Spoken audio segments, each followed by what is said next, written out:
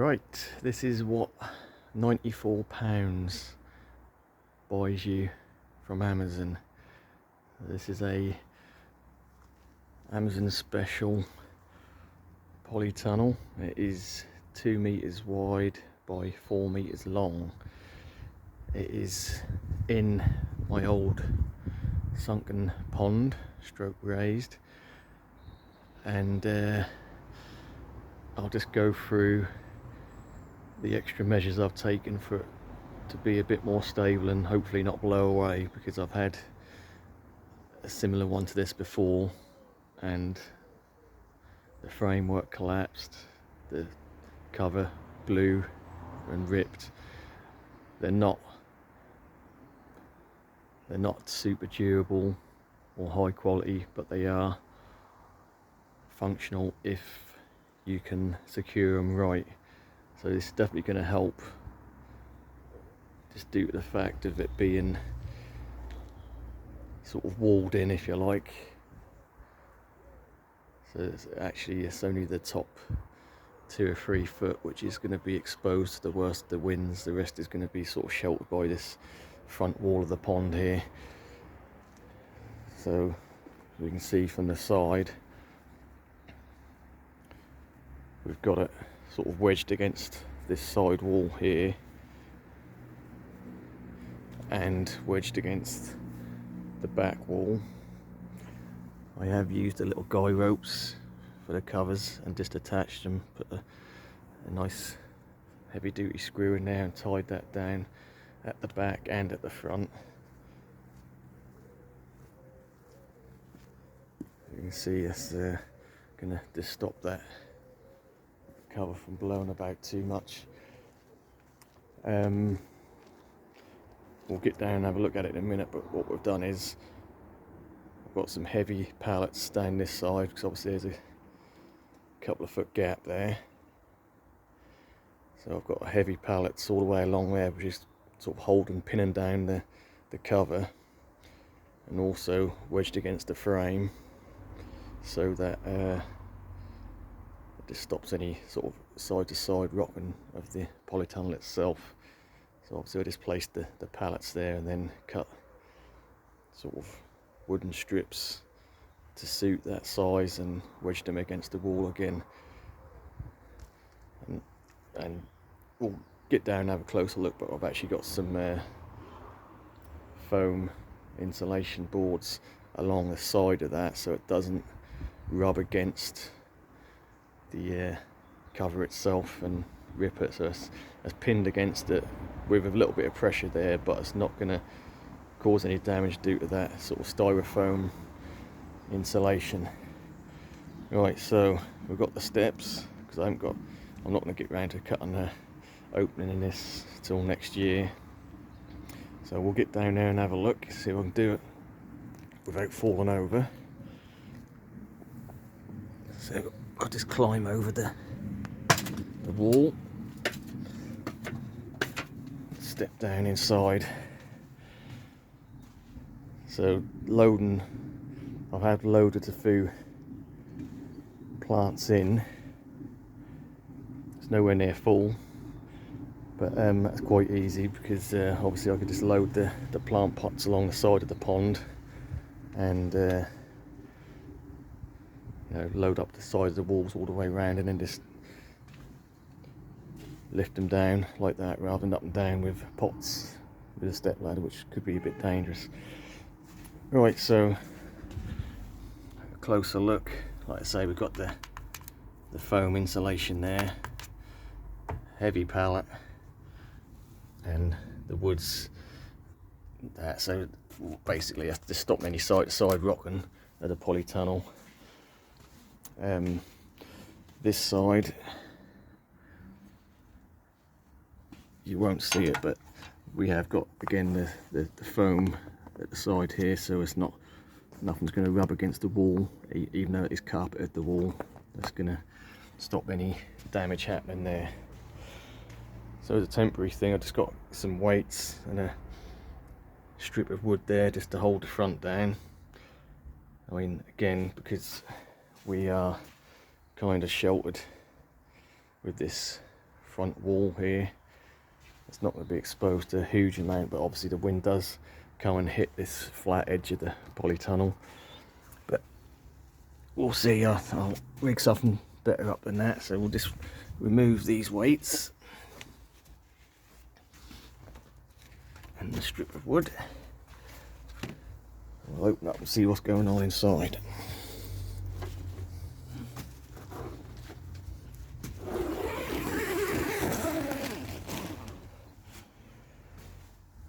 So like I say, it's 2 meters wide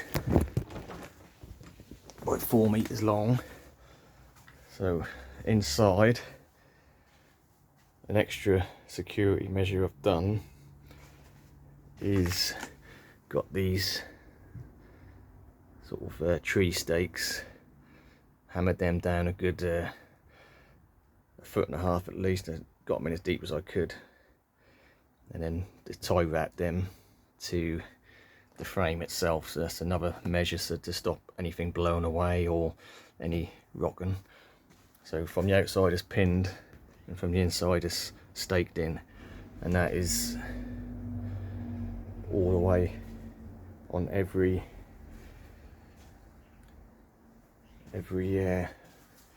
part of the frame. And the same again this side. So we're nice and stable. I mean, very little movement in this the overall frame. And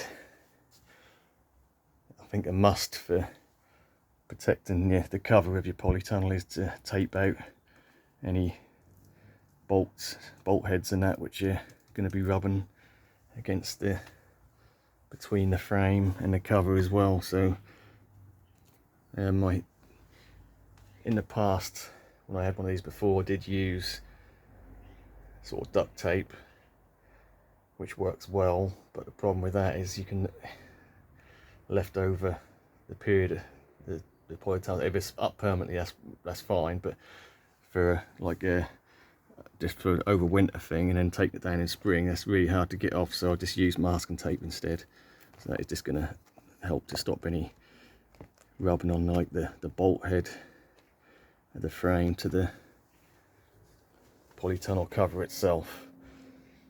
So I did go for a sort of pointed pitched roof rather than a rounded one, just due to the fact that the last time I bought one of these, so it's about 4 years ago, and it was the, you know, like the standard sort of polytunnel rounded, and I found that because that came in 2 parts, the sort of semicircle rounded part of it, the weak points where it slotted in on that curve, nearly every one failed and snapped in the wind. So I thought we'll give this design a try with the pointed pitched roof, see if that's any stronger. So the join for that, it's a solid bar round, and there's a join later on, so the worst of the wind's going to sort of come from sort of front sidewards on like this. So hopefully it might be a little bit more stable. The polytunnel itself does obviously come with the windows, so you've got 4 windows along which are Velcro. I won't be opening any of them up, but mainly because I won't be able to, because obviously this side is, we've got the foam and pallets wedged in, on the other side is wedged against the wall, so the windows are not an option. But obviously the door, I'll just roll that up, and they've got the little clips on there rather than a tie, so the clip's quite handy. So you can just roll the door up and clip that in position and let the air exchange. And if we do get a sort of sunny day like today, it's sort of fairly sunny, and it's pretty warm in here to be fair, so it's just gonna do the job. So I've got a selection of plants in here. I'll quickly go through them. Basically we've got all cannas along here. These are just mainly banana cannas, musifolia, and the bird of paradise cannas, which are indica. So that these are all just ones that I've had to move and divide up. So obviously I dug some up, potted them up, so they'll probably die down over winter, then obviously we can start again a bit earlier next year in here. Yeah, so we've got cannas down one side. At the back here we've got some bananas. So we've got the Sigonensis there, Bengal tiger. I've got a pot of gingers. I've got big musabashi which I had to move. So that's potted. The Cyathea cooperi tree fern, and we've got food palms in here as well, like the sables. So there's sable palmettos, sable minor, and some riversides there. And then we've got the Livistona chinensis pot, which I was going to keep outside underneath one of my shelters, but now I've got the polytunnel, it's going to be a safer option to keep it in here. And we've got the Nikau palms in here as well, so we've got two of them. So the reason why I selected these palms to come in here rather than where I would have them in the summer house for the last couple of years, and they've been absolutely fine in there. These are sort of pretty cold tolerant palms, so this year there's no backup supplemental heat. This is just as it is, so obviously it will warm up during the day on a sunny day, but it is going to be exposed to some quite cold temperatures, possible freezing. But like I say, we have got insulation all the way round the side walls and back to this level. So I'm not saying that's going to help insulate it, I'm just saying that's going to cut down on the cold winds coming underneath, definitely, and it might help. And obviously we are walled in two sides as well, so it may, depend on how harsh the winter is, that could drop below freezing point in here, but you're not going to get the temperatures will be freezing, but you're not going to get like the frost build up on the leaves which will damage the leaves. And the reason why I've selected these palms, like I say, the sables, Livingstone here, and the Nikau palms, is because I do plan to plant these out next year in the garden, so I need to harden them off a little bit, if you like. So they've been looked after, sort of kept frost free the last couple of winters, and they've been absolutely fine. So this year going to experience a bit of the cold without the extreme sort of freezing and frostbite on the leaves. So this is going to be a transition year for once. They're going to get used to the cold temperatures.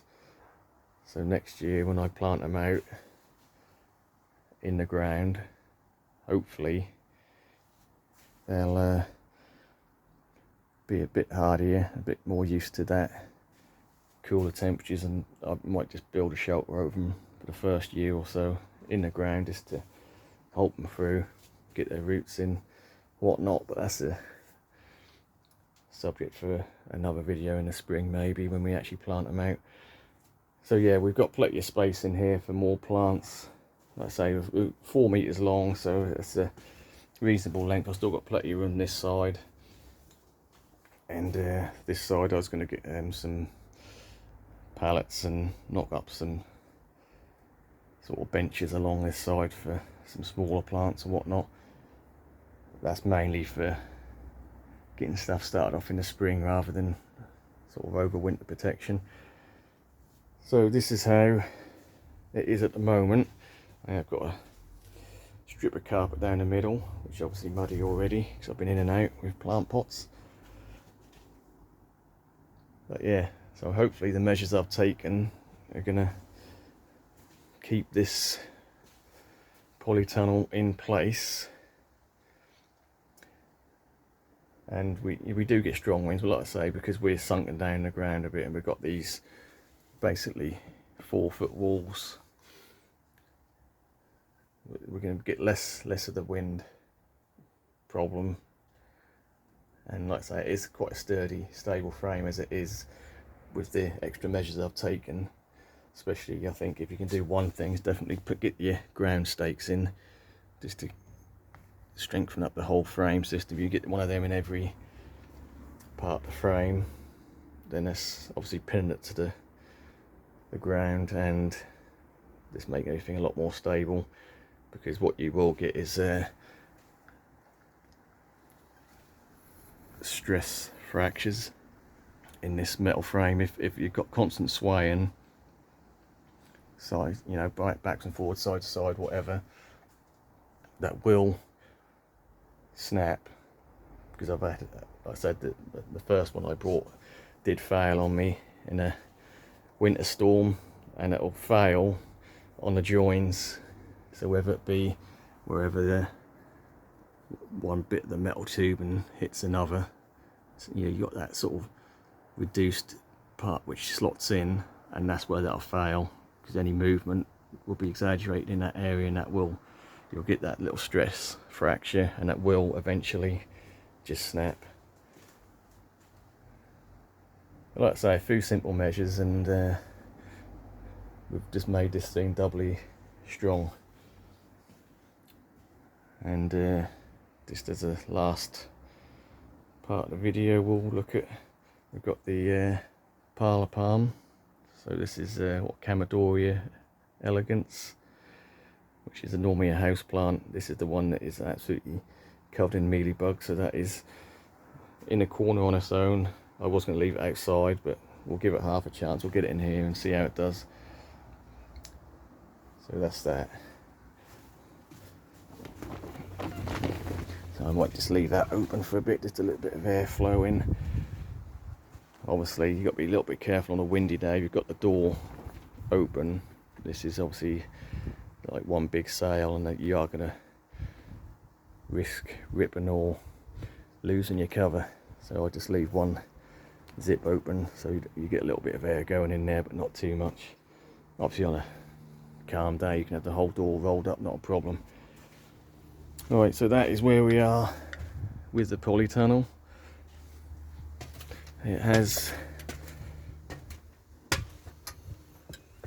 a purpose, and it's going to be well used for winter and spring. And then, like we say, we'll take this, collapse it down sort of late spring once we've got the plants and whatnot. We want to get started off early, and we'll just collapse it down and store it for next winter. So this will be a sort of sunken sitting area eventually, but like I say, I'm not going to actually start any of that work until spring next year. So that is the update on that. Thanks for watching.